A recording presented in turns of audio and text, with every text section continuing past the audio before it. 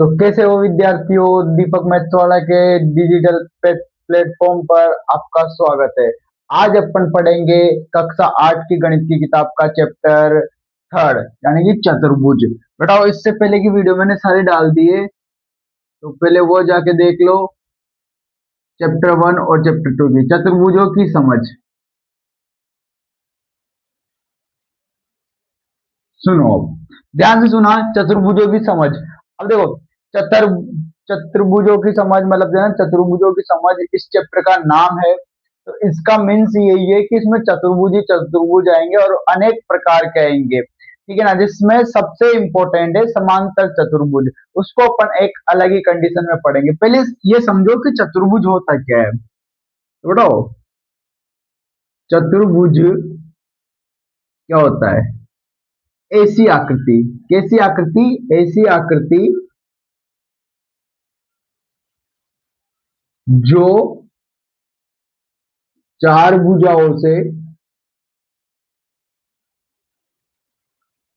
से घिरी व बंद हो, उसको क्या बोलेंगे, चतुर्भुज बोलेंगे। अब देखो बेटा, मेरी बात ध्यान से समझना कि एक दो तीन चार, चार भुजा हो, चार भुजा तो इस आकृति में भी है।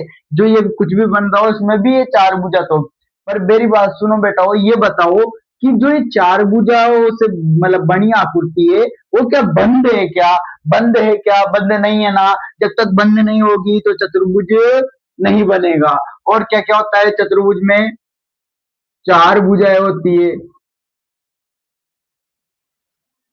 और चार कोण होते हैं, और क्या होता है बेटा, वो दो विकर्ण होते हैं, ठीक है। अब विकर्ण क्या होता है बेटा, वो जैसे कि मान लो मैंने चतुर्भुज बनाया, ठीक है।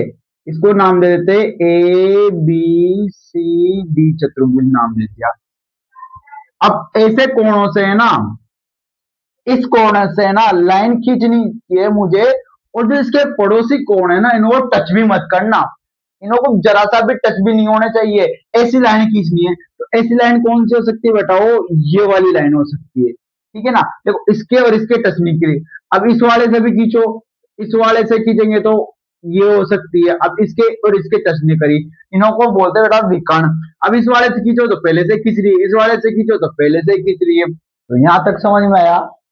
अब जिस चैप्टर का नाम है चतुर्भुज हो, उसमें बहुत सारे प्रकार के चतुर्भुज आएंगे। तो देखते हैं कौन कौन से आएंगे। सबसे पहले आता है बेटा वो अपने पास वर्ग। क्या आता है, वर्ग। अब वर्ग होता क्या है कि ऐसा चतुर्भुज, क्या बेटा हो, ऐसा चतुर्भुज जिसकी चारों भुजाएं बराबर हो, ठीक है। A B C D. अब देखो, जैसे कि मान लो ये भुजा 2 सेंटीमीटर की है, तो ये भुजा भी कितने सेंटीमीटर की होगी, 2 सेंटीमीटर की। ऐसे ये वाली भी कितने सेंटीमीटर की होगी, 2 सेंटीमीटर की। और ये वाली भी उतनी होगी। तो ऐसा चतुर्भुज जिसकी चारों भुजाएं क्या हो, बराबर हो। और सभी कोण कितने कितने डिग्री के हो, 90 डिग्री के। कितने डिग्री के बेटा हो, 90 90 डिग्री के हो। तो उसको क्या बोल देंगे अपन, वर्ग बोल देंगे। वर्ग भी एक प्रकार का चतुर्भुज होता है। वर्ग भी है ना एक चतुर्भुज है, ठीक है, पहला हो गया। सेकंड नंबर पे आता है अपने पास आयत। क्या आता है बेटा, वो आयत आ जाता है अपने पास। अब आयत क्या होता है, इस तरह का दिखता है, इसकी शक्ल ऐसे की होती है। अब जैसे कि ए बी सी डी, ठीक है बेटाओ। अब इसमें होता क्या है कि है ना आमने सामने, क्या नहीं कि विपरीत भुजाएं। आमने सामने, गणित में आमने सामने तो नहीं बोलोगे ना, क्या बोलोगे, विपरीत भुजाएं बराबर होती है। क्या बोलोगे, विपरीत भुजाएं बराबर होती है, ठीक है। जैसे कि मान लो ये भुजा ए बी है, ये मान लो 5 सेंटीमीटर की है। कितने सेंटीमीटर की, 5 सेंटीमीटर। तो इसके विपरीत भुजा कौन सी है, सी और डी। तो ये भी कितने सेंटीमीटर की होगी, 5 सेंटीमीटर की। उसके बाद मान लो भुजा ए और डी 2 सेंटीमीटर की है, तो इसके विपरीत भुजा क्या होगी, सी और बी। तो ये भी कितने सेंटीमीटर की होगी, 2 सेंटीमीटर की होगी, ठीक है बेटा। और इसमें भी प्रत्येक कोण 90 90 डिग्री का होता है। 90 डिग्री, 90 डिग्री, 90 डिग्री, ठीक है। उसके बाद तीसरा चतुर्भुज आता है अपने पास, समांतर चतुर्भुज।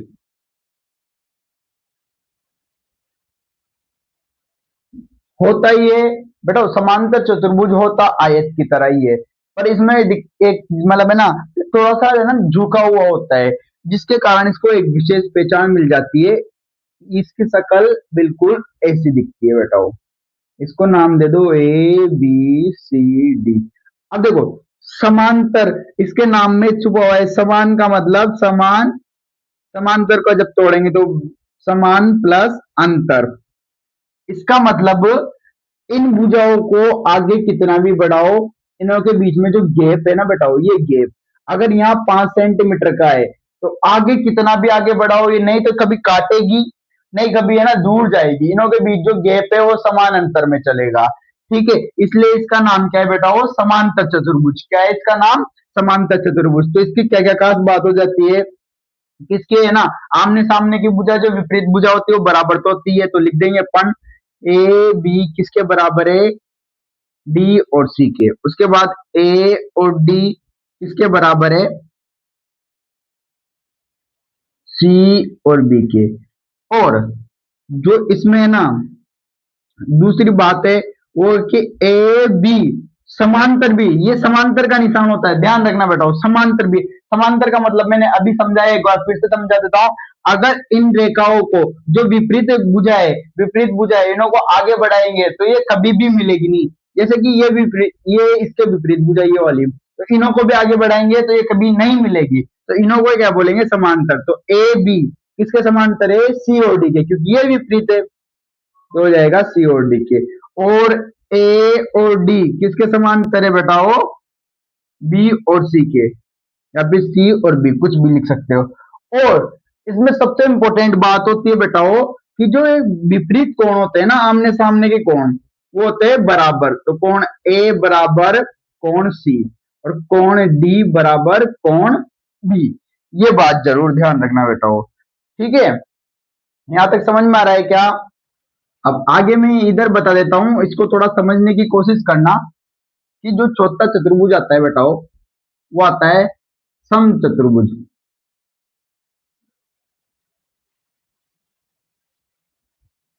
अब देखो, सम चतुर्भुज होता तो बिल्कुल स्क्वायर की तरह है, सॉरी मतलब स्क्वायर का मतलब होता है कि क्या बोलते हैं, वर्ग। किसकी तरह होता है, बिल्कुल वर्ग की तरह होता है। पहले तो इसको नाम दे दो। पर इसमें फर्क इतना सा रहता है कि ना, इसको देखो वर्ग की तरह है तो कुछ खास बात तो होगी, वर्ग की तरह है मतलब है ना वर्ग की जैसी कुछ बात तो होगी। वर्ग में सारी भुजाएं बराबर होती है, तो इसमें भी सारी भुजाएं बराबर होती है। जैसे कि ए बी बराबर होगा, ये ए बी बराबर होगी बी सी के, और ये बी सी बराबर होगी सी डी के, और ये सी डी बराबर होगी ए डी के। मतलब सारी भुजा तो बराबर होगी, पर इसमें सारे कोण कितने कितने डिग्री के थे, 90 डिग्री के, और आपस में बराबर थे। पर इसमें ऐसा नहीं होगा, इसमें सम्मुख कोण, सम्मुख मतलब आमने सामने के कोण, क्या विपरीत कोण बराबर होंगे। तो इसमें क्या होगा, कोण ए बराबर होगा कोण सी के, और दूसरी बात कोण डी बी बराबर होगा कोण डी के। पांचवा चतुर्भुज होगा बेटाओ समलंब चतुर्भुज। समलंब चतुर्भुज, यहाँ पे इसमें लगानी थी मात्रा, ठीक है, इसमें भी मिस्टेक होगी। ठीक है, समलंब चतुर्भुज। अब इसकी शक्ल कुछ ऐसी दिखती है बेटाओ, ठीक है, ए बी सी डी। अब इसको देखोगे ना तुम, तो देखो ये जो ए बी और सी डी, ये तो है ना आपस में समांतर है। क्या बेटा हो, ये तो आपस में समांतर है। पर जो है ना ए डी और बी सी, ये आगे जाके मिल जाएगी, इसका मतलब ये समांतर नहीं है। क्या नहीं है बेटा, ये समांतर नहीं है। तो इसकी क्या खास बात होती है, इसमें भुजाओं का सिर्फ एक जोड़ा समांतर होता है। क्या होती है बेटा, वो एक जोड़ा सिर्फ समांतर होगा भुजाओं का। ठीक है, और छठा चतुर्भुज अपना लास्ट चतुर्भुज है पतंग।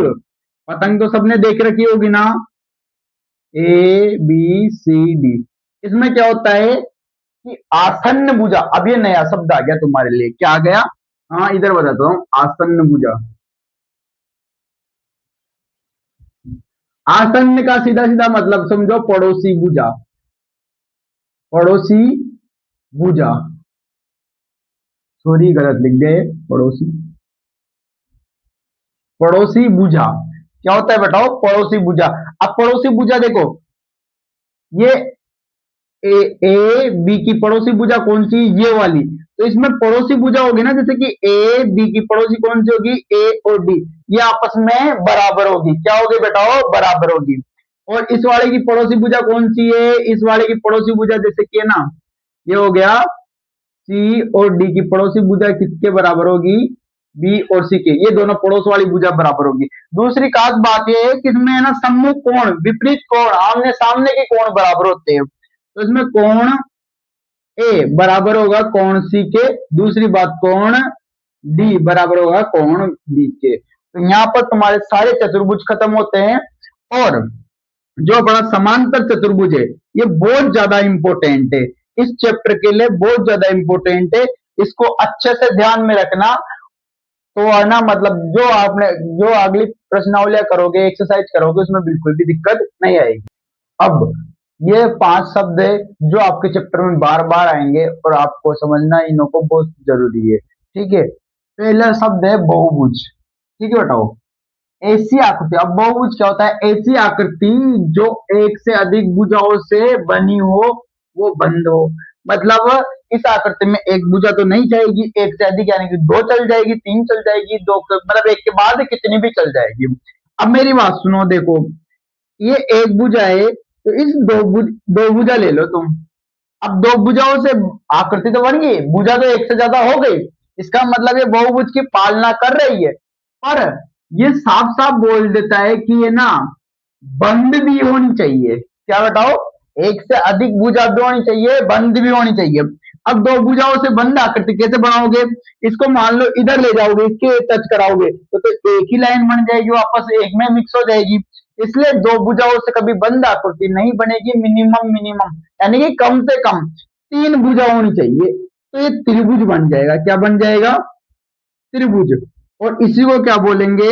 बहुभुज बोलेंगे। क्या बोलेंगे बेटाओ?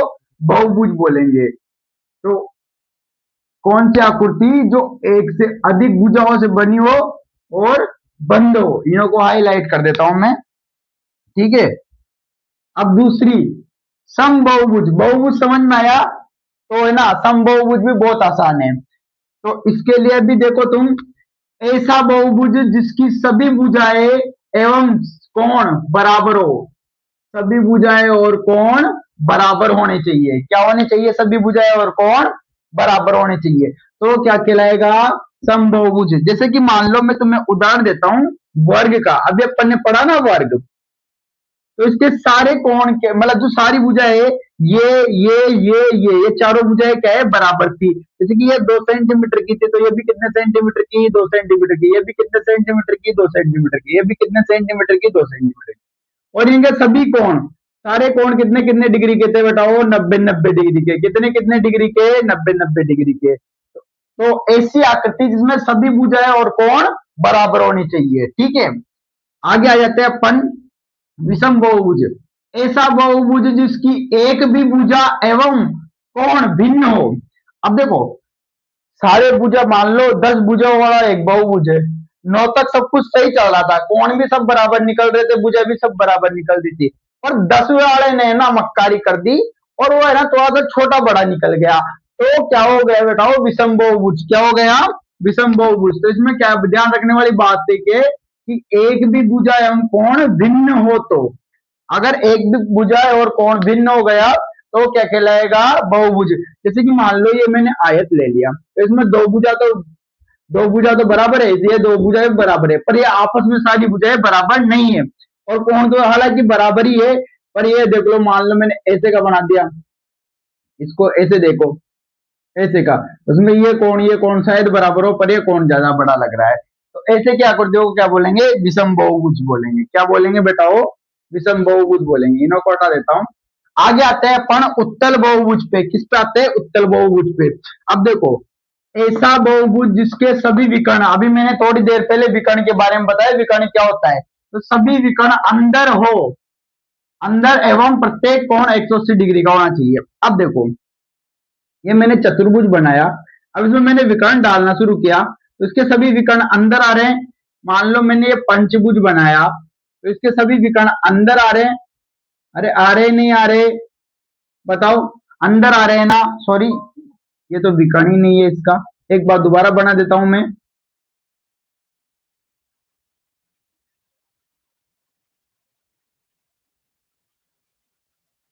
देखो, इसके एक भी विकर्ण इस आकृति के बाहर जा रहा है क्या, नहीं जा रहा ना, तो इसका मतलब क्या होगा, ये उत्तल बहुभुज।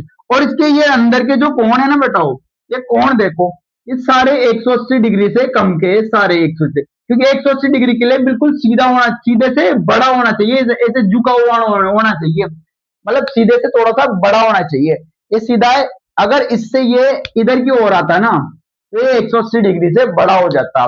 तो ये दो कंडीशन फॉलो करना चाहिए। ठीक है, नेक्स्ट क्या बोलता है कि उत्तल बहुभुज, सॉरी हाँ उत्तल तो पूरा हो गया, इसमें ध्यान रखने वाली बात ये बेटाओ कि है ना, ऐसा बहुभुज जिसमें सभी विकर्ण अंदर एवं प्रत्येक कोण 180 डिग्री से छोटा होना चाहिए।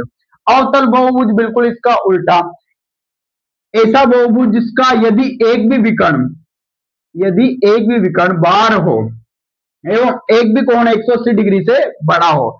तो अब मैं तुम्हें एक एग्जांपल देता हूं, इनोकोटा देता हूं, बहुत अच्छा एग्जांपल देता हूं। ये तुम्हारे एक्सरसाइज 3.1 में भी है। अब देखो, अब पहली बात तो इसमें जो ये है ना, अपने पास ये वाला एंगल बन रहा है ना, ये वाला कोण, ये पहली बात तो 180 डिग्री से बड़ा है। तो इसने पहले यहाँ प्रूव कर दिया कि ये अवतल बहुभुज है। दूसरी बात, विकर्ण क्या होता है, अपने पड़ोसी कोणों को बिना अड़े सारे कोणों को टच कर जाए, तो इसका विकर्ण डालते हैं। देखिए, इसका ये विकर्ण डालेंगे, ठीक है, इसका ये विकर्ण डालेंगे, ठीक है भैया, वो इसका ये विकर्ण डालेंगे, ठीक है, इसका ये विकर्ण डालेंगे, ठीक है। अब ये ना, इसके पड़ोसी कौन कौन कौन से, इस वाले के, ये और ये, तो इसका ये विकर्ण देखो, आकृति के बाहर जा रहा है बिल्कुल, तो इसका मतलब यह अवतल बहुभुज है, उत्तल नहीं है। अवतल में तो है ना बाहर होना चाहिए, और उत्तल में अंदर होना चाहिए। ठीक है बच्चों, तो ये है तुम्हारी प्रश्नावली 3.1, और ये रहा उसका प्रश्न।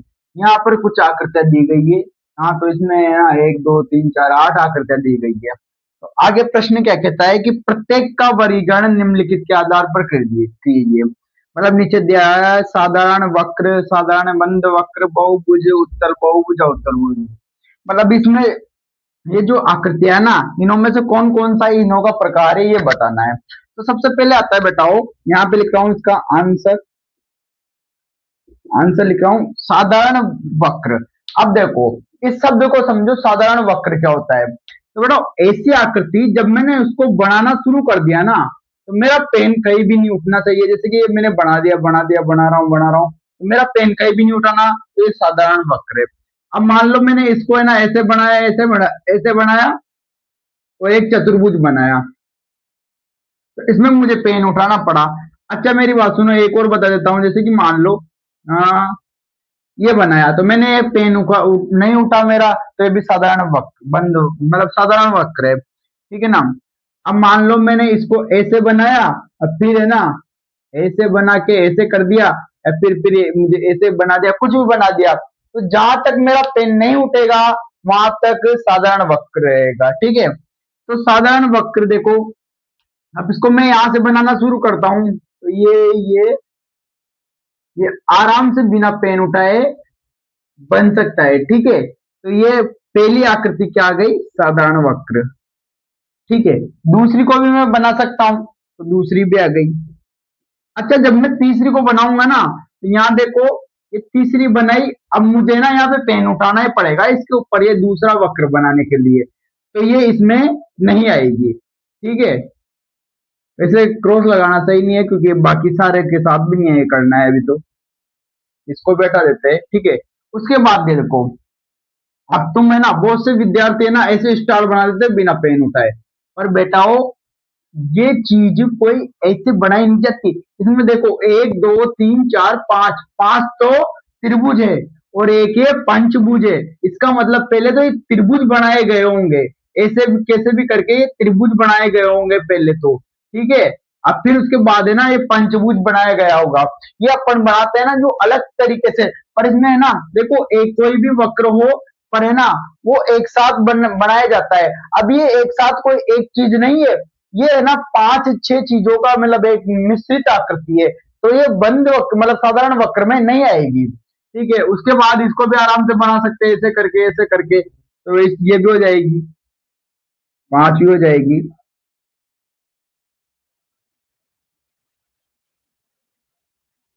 छठी हो जाएगी, 7 भी कोई बना सकते हैं आराम से, तो 7 भी हो जाएगी।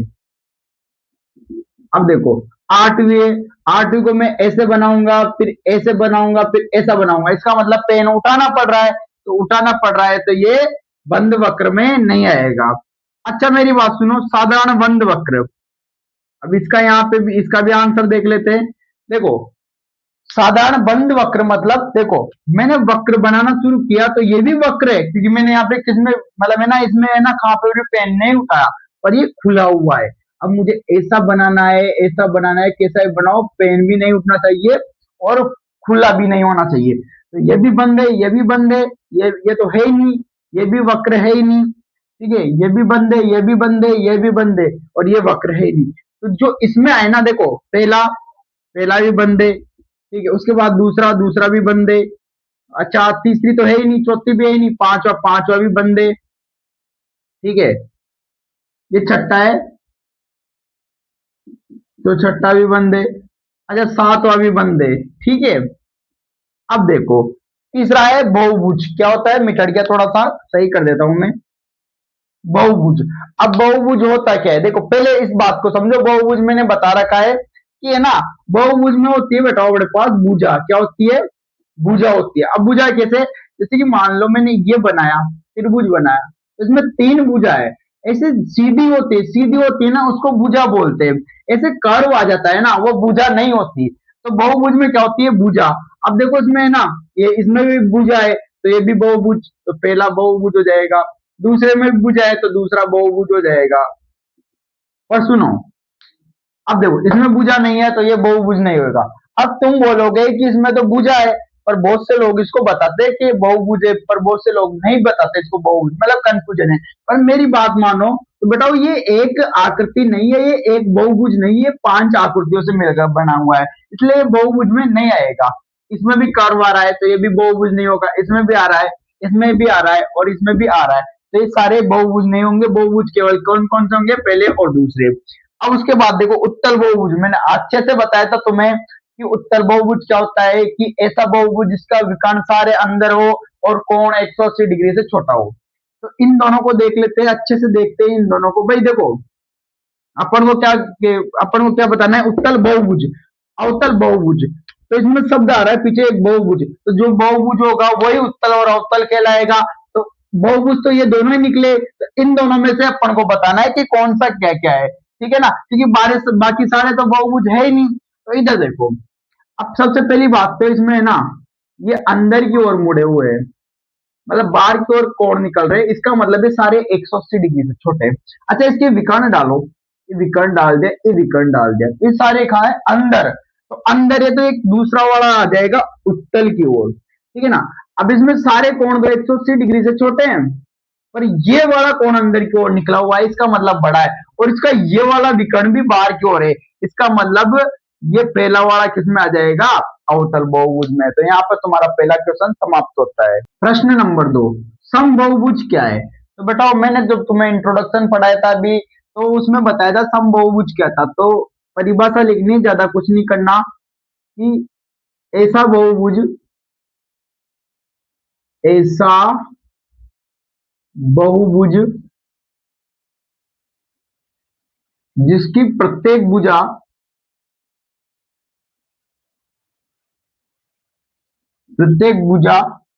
व कोण बराबर हो, वो क्या कहलाता है, समबहुभुज